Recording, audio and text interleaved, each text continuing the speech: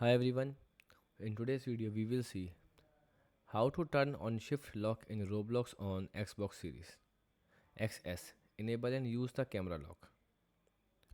So, the method 1, check Roblox settings. Launch Roblox and join a game. Then press the menu button on your Xbox controller and open settings. Now look for shift lock switch or mouse clock switch.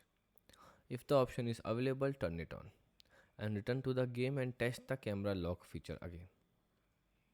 Method 2. Use the game built-in shift lock button. Some Roblox games including their own shift lock buttons for console player. Then look for a lock or crosshair icon on the screen. In many games the buttons appear near the jump control and select or activate using your controller. Method 3.